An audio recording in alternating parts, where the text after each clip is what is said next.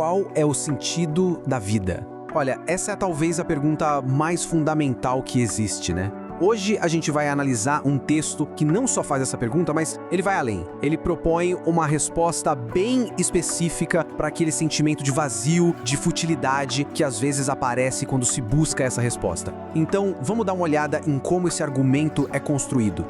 E a jornada começa justamente aqui com essa pergunta que, em algum momento da vida, todo mundo se faz. Mas e quando a busca por uma resposta parece que não leva a lugar nenhum? Sabe, o texto que a gente está analisando argumenta que essa busca, por si só, já pode virar um problema. Ok, então vamos mergulhar nisso. A primeira praxe do argumento foca totalmente no problema.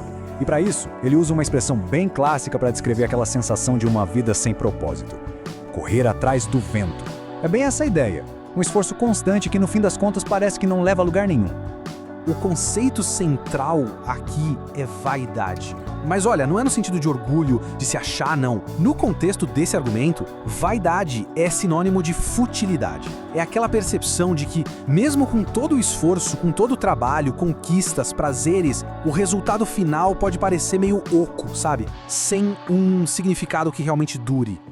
E para ilustrar bem esse ponto, o texto usa um exemplo muito forte, o de Salomão. Pensa bem. Ele representa o auge do sucesso aqui na Terra. Sabedoria, riqueza, poder, prazeres, tudo. É o que o argumento chama de uma busca horizontal. E a conclusão do próprio Salomão, depois de ter tudo isso, ele olha para tudo e diz que era vaidade. Era como correr atrás do vento. E essa ideia toda é resumida com uma metáfora bem poderosa. A busca por significado só no plano material, no que a gente pode tocar, é descrita como um buraco escuro. É um lugar de vazio, sem luz, e a sugestão é que é impossível sair de lá usando as mesmas ferramentas que nos colocaram ali dentro para começo de conversa. Bom, se o problema é um buraco, qual seria a saída então? É aí que o argumento muda de direção e começa a apresentar a solução. A proposta é que a resposta não está no mesmo plano do problema, sabe? Ela precisa vir de outra direção. Uma resposta que eles chamam de vertical.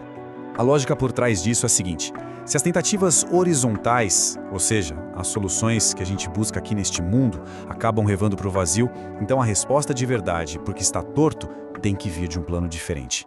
Um plano que o texto chama de superior. E aqui a gente chega na citação que é basicamente o clímax do argumento.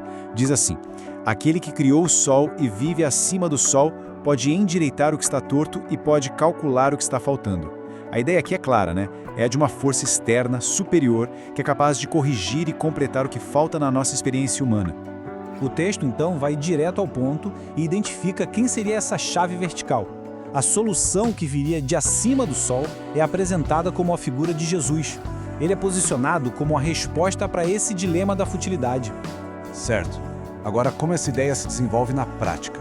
O argumento explora o mecanismo dessa solução usando um conceito que vem lá do mundo dos negócios, retorno sobre o investimento, o famoso ROI.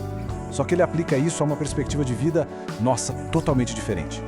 O ponto central aqui é uma virada de chave, uma mudança de paradigma mesmo. A proposta é parar de calcular o valor da vida com base no acúmulo material, que é temporário, e começar a pensar em termos de um retorno eterno, ou seja, em significado e propósito que vão além da nossa existência aqui na Terra. E essa tabela aqui resume bem a diferença. Olha só, na linha do foco, o ROI material foca em acumular bens, status, enquanto o eterno busca significado, propósito.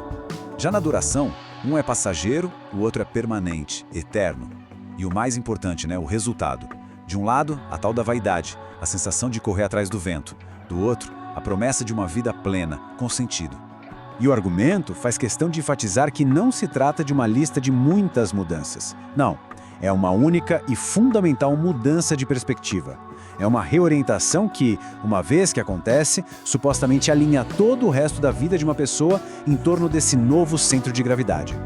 Bom, e agora a gente chega na conclusão da análise da fonte. E essa parte final não é só um resumo, não. É um chamado direto, uma aplicação bem prática de todo o argumento que foi construído até aqui. A conclusão do texto vem na forma de um desafio, bem direto. A pergunta é: já foi encontrada a resposta que o mundo está procurando? Então não se pode negar esta resposta às pessoas que estão a caminho, correndo atrás do vento. Essencialmente, é um encorajamento, para que quem concorda com essa solução compartilhe com outras pessoas que ainda estão buscando um sentido. E para sermos bem completos aqui na análise, o texto original não termina só na ideia. Ele parte para um chamado à ação bem prático, pedindo para o seu público interagir, deixar comentários, compartilhar experiências, se inscrever no canal. Enfim, faz parte da estratégia de comunicação da fonte. E assim, a gente encerra esta análise. A fonte nos deixa com uma pergunta final para reflexão, que é a seguinte: independentemente das crenças de cada um, como é que a adoção de uma filosofia focada em um retorno eterno, em vez de ganhos materiais, poderia de fato transformar as ações, as prioridades e as decisões do dia a dia? Fica aí uma questão para se pensar.